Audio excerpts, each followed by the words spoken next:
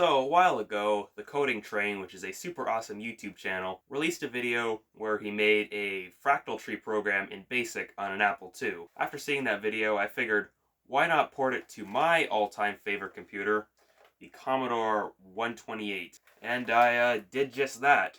Using his program as a baseline, I made a pretty cool Commodore 128 fractal tree program, written in BASIC, obviously, and I think I did a pretty good job porting it, so I figured I may as well show it to you guys.